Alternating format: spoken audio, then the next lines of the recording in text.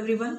हमने पिछले वीडियो में देखे कि पाचकाग्नि, धात्वाग्नि और भूताग्नि यह कितनी महत्वपूर्ण है हमारे देहाग्नि के लिए, इनको हमने समझा।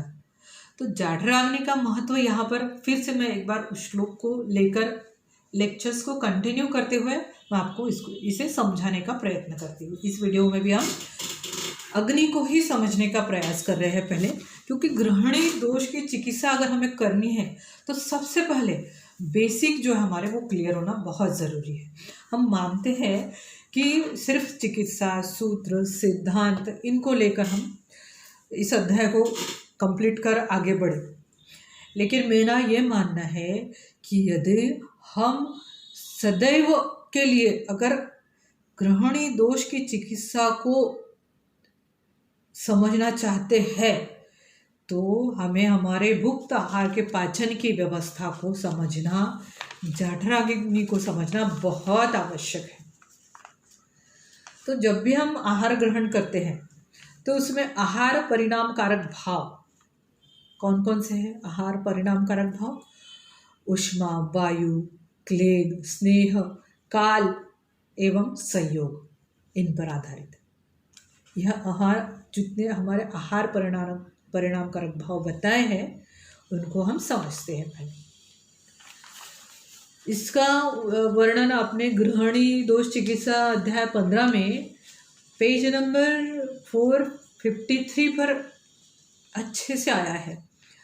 अगर आप घर में हैं और इसको देख रहे हैं वीडियो को, तो आप बिल्कुल अपने पास बुक रखिए और मैं जिसे समझाने का प्रयास कर रही हूँ आप वो समझने का पूरा प्रयास कीजिए, ताकि हम इस तरह समझे कि हम इसे भूल ही ना पाए और हमारे सिद्धांत एकदम क्लियर रहे। आगे जैसे जैसे मैं आपको ये समझाने का प्रयास करूंगी तो वहीं पर हमारे सिद्धांत भी आए हैं। तो भुक्त आहार का जब हम ग्रहण करते हैं तब उस आहार के साथ हम प्राणवायु का भी वहन करते हैं। तो यह प्राणवायु कहाँ लेके जाता है? आहार हमारा सबसे पहले आमाशय में, और आमाशय के बाद बिल्कुल उसके द्वारा फिर आमाशय में जाने के बाद वहाँ पर जो आहार का संघात होता है, जो आहार की सॉलिडिटी होती है वो ब्रेक होती है, धीरे धीरे छिन्न भिन्न होती है। और जैसे कि हम कोई आहार ले रहे हैं, जैसे कि चावल या अन्न स्वरूप में चावल ले रहे हैं, तो वहाँ जाने के बाद वो वहाँ पर क्लेद कफ का मिश्रण उसमें हो जाता है और फिर वही आहार कैसे होता है? एकदम सॉफ्टन, एकदम स्नेहांश से युक्त होकर फिर उसके साथ आगे समान वायु उसे प्रेरक होता है। उस आहार को हम क्या समझते हैं कि क्लेद कफ फिर समान वायु उसे प्रेरक होकर उदर की अग्नि जो प्रबल होती है, उदर की अग्नि कौन सी है? पाचकाग्नि जो प्रबल होती है, वह इस आहार को पक्व करती है। फिर क्या करती है? ये आहार को पक्व करती है और फिर उस आहार का दो स्वरूपों में निर्माण होता है। कौन सा? एक है रस और दूसरा है मल। भुक्त आहार का पाचन किस प्रकार से होता है यह समझना है तो और एक सुंदर सा एक उदाहरण मैं इसमें बताऊंगी आपको। हम जिस प्रकार कोई पात्र है उसे हम चूल्हे पर रख देते हैं और उस पात्र को चूल्हे पर रखने के बाद नीचे से अग्नि को देते हैं। उस पात्र को हम अगर नीचे से अग्नि देते हैं तो वह धीरे धीरे पक्व हो जाता है। ठीक उसी प्रकार हमारा क्लेदक कफ, हमारी समान वायु, हमारी पाचकाग्नि, यह सब मिलकर जो पात्र है आमाशय, उसमें का आहार जो है उसे धीरे धीरे पकाकर रस और मल इनमें परिवर्तित कर शरीर के उपयुक्त बनाती है। ठीक है, आपको यहाँ तक अच्छे से समझ में आ गया है? शरीर को उपयुक्त किस तरह आहार होता है यह समझने के लिए हमारे आहार परिणामकारक भाव जो है उसे समझना आवश्यक है। अब अन्न का विशेष पाचन किस तरह से होता है? अन्न का हमारे ग्रहणी दोष अध्याय में अन्न का विशेष पाचन करके कुछ ऐसे एक वहाँ पे पॉइंट आया है। इस अगर पॉइंट को हमें समझना है, इस मुद्दे को अगर हमें अच्छे से समझना है, तो हमें सबसे पहले वात, पित्त और कफ इन तीनों के प्रकारों को समझना आवश्यक है। तो वायु के कितने प्रकार हैं? प्राण, उदान, समान, व्यान और अपान। तो प्राणोदान, समान, व्यान और अपान जो है, इसमें समान वायु का कार्य अत्यंत महत्वपूर्ण बताया इसमें। दूसरा पित्त, पित्त के कितने प्रकार बताए हैं? पाचक, रंजक, साधक, आलोचक और भ्राजक, ये पित्त के प्रकार हैं। लेकिन इसमें महत्वपूर्ण कौन सा है? तो पाचक पित्त। फिर कफ के प्रकार में आते हैं। हम अन्न के विशेष पाचन की यहाँ हम बात कर रहे हैं। तो प्रकारों में से किस प्रकार के वायु, किस प्रकार के पित्त, किस प्रकार का कफ इसमें लाभदायी मतलब चिकित्सा में उपयोगी है या फिर इस के पाचन के लिए उपयोगी है, वह जानना आवश्यक है। तो कफ में प्रकार कितने हैं? अवलंबक, क्लेदक, बोधक, तर्पक और श्लेषक। ठीक, तो इसमें से हमारा उपयुक्त यहाँ पर कौन सा है? क्लेदक कफ। तो हमारे सबसे पहले कफ में क्लेदक कफ, पित्त में पाचक पित्त और वायु में समान वायु। तो इनका अध्ययन आपको करना अत्यंत आवश्यक है। अन्यथा हम समझते तो जा रहे हैं, अन्न का पाचन समझ रहे हैं, अग्नि समझ रहे हैं, लेकिन उससे अगर रस और मल इन दो प्रकारों में अगर सही तरीके से अंतिम उपयुक्तता तक अगर जाना है तो इन्हें समझना आवश्यक है। जो भी आहार हम ग्रहण करते हैं उसको पहले 6 रस युक्त होना अत्यंत आवश्यक है। हाँ, चलो आहार ले रहे हैं, कोई एक कटुई रस ले रहे हैं, कभी तिक्ते रस ले रहे हैं या फिर कभी मधुरी रस ले रहे हैं, तो यह उपयुक्त आहार नहीं है और हमारी अग्नि को भी यह अस्थिर करता है। और अग्नि अस्थिर का सीधा हमारे शरीर पर होना है, हमारी आयु, हमारा वर्ण, हमारा बल, तेज, ओज, कांति सभी पर प्रभाव होता है।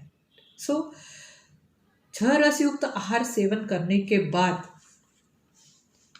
आमाशय में पाक होकर संपूर्ण आहार की परिवर्तितता कौन से रस में होती है? हम अगर यदि आहार ग्रहण कर रहे हैं, वो आमाशय में जा रहा है और फिर उसका परिवर्तन अगर हो रहा है तो किस रस में परिवर्तित अवस्थापाक जो आती है वो किस रस की आती है? मधुर अवस्थापाक, है ना। तो यहाँ पर मधुर रस की उत्पत्ति है और फिर मधुर रस से क्या होता है? वहाँ पर फेन की उत्पत्ति होती है। फेन की उत्पत्ति होने के बाद कफों की वृद्धि होती है। 6 रस आहार सेवन के बाद कफ वृद्धि तक का जो क्रियाकाल है, जो क्रिया है, क्रियाकाल नहीं कहेंगे हम इसे, क्रिया जो होती है वह क्लेदक कफ का कार्य होता है। इसके उपरांत आमाशय से आगे की ओर अर्थात पक्वावस्था को प्राप्त होकर विदग्ध होकर अन्नरस में परिवर्तित होता है। तो अन्नरस में परिवर्तित होता है विदग्ध होकर। हम क्या बोल रहे हैं? आहार की विदग्ध अवस्था जब आती है तब वहाँ पर किस रस की अत्यधिक वृद्धि होती है? अम्ल रस की। अब अम्ल रस की वृद्धि होने से यहाँ पर पित्त की वृद्धि होती है। और पित्त की वृद्धि आमाशय से लेकर तो पित्त वृद्धि तक, आमाशय से क्लेदक कफ के या कफ वृद्धि के बाद जो आमाशय के आगे की पक्वावस्था निर्माण होती है और विदग्धावस्था निर्माण होती है और फिर अम्लरस का निर्माण होकर पित्त की वृद्धि होती है। यह जो क्रियाकाल है, यह जो क्रिया होती रहती है, यह किसका कार्य है? पाचक पित्त का। तदुपरांत इसके बाद हम पहले तो कफ की वृद्धि हुई है इसमें प्रथम अवस्था में क्लेदक कफ से, पाचक पित्त में पित्त की वृद्धि हुई है। इसके बाद पक्वाशय में जब अग्नि द्वारा शोषित होकर पिंड रूप में तथा कटुरस में परिवर्तित करता है, पिंड रूप में तैयार होता है, पिंडरस नहीं, पिंड रूप में जब वो तैयार होता है तो कटुरस में वो परिवर्तित हो जाता है। और कटुरस से यहाँ पर कटुरस की वृद्धि होने के बाद वायु की वृद्धि होती है, बराबर। और यह काल जो है पित्त वृद्धि के बाद से पक्वाशय में आहार आने के बाद, अग्नि से शोषित होने के बाद, पिंड स्वरूप तैयार होने के बाद, कटुरस उत्पन्न होने पर जो कटुरस की वृद्धि होती है, उससे जो वायु वृद्धि होती है, वह हमारे आहार का संपूर्ण अंतिम अवस्था होती है और पिंड रूप में आकर वो मल रूप में शरीर से बाहर निकल जाता है। सो अन्न का पाचन का यह विशेष स्वरूप है। किस तरह का है? सबसे पहले हम क्लेदक कफ की बात कर रहे हैं, उसके बाद हम पाचक पित्त की बात कर रहे हैं, उसके बाद हम समान वायु की बात कर रहे हैं। लेकिन यह सभी जो लाभ है हमें होते हैं, इस सभी का लाभ मनोनुकूल आहार सेवन करने के बाद ही होता है। मनोनुकूल आहार सेवन का अर्थ क्या है? यहाँ पे जब भी कोई आहार हम देखते हैं, उसे सूंघते हैं या फिर उसको बोलते हैं कि हम गंध रूप रस स्पर्श युक्त आहार द्रव्य, यह रूप रस गंध स्पर्श एवं शब्दादियों को पुष्ट करता हुआ प्राण को बल प्रदान करता है, क्योंकि इससे ही अग्नि बढ़ती है। रस रूप गंध यह हमारे लालास्राव को निर्माण करता है, हमारी इच्छाओं को निर्माण करता है और हम उसे इच्छा करते हैं, स्पर्श कर उसे ग्रहण करने की इच्छा करते हैं और यही फिर हमारे पाचन के लिए अत्यंत लाभदायी हो जाता है। सो यहाँ तक कि इस जो भी बेसिक प्रिंसिपल है ग्रहणी दोष चिकित्सा के, इसे आप पहले समझ लीजिए। अगर आप इन बातों को अगर समझ रहे हैं तो ये हम आगे के वीडियो में इसे अच्छी तरह, बाकी भूताग्नि का कार्य, धात्वाग्नि का कार्य किस तरह से होता है और उत्तरोत्तर धातुओं में भी मल निर्माण किस तरह हो रहा है, किट्ट सार और किट्ट भाग किस तरह से निर्माण होता है, यह समझेंगे। अगर यह समझ गए आप तो समझ लीजिए कि ग्रहणी की मुख्य सिद्धांत पर आप आ पहुंचे। चरक संहिता में सूत्र और सिद्धांत, इस आधार पर ही चिकित्सा का महत्व भी है, रोगी को लाभ भी है और शास्त्र की उन्नति भी है।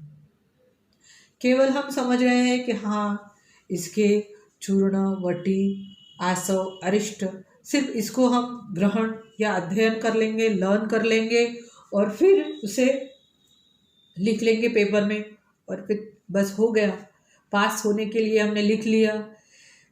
ये लाभदायी आपके लिए नहीं है। एक उत्तम चिकित्सक के लिए उसे शास्त्र पारंगत होना आवश्यक है, उसे एप्लीकेशन में लाना आवश्यक है। थियोरी के बाद हम प्रैक्टिकल व्यू पे आना बहुत ज़रूरी है हमें। अगर हम हमारा ऐसा व्यू अगर रखते हैं तो ही हम इस दोष की, ग्रहणी के दोष की चिकित्सा भी समझ सकते हैं।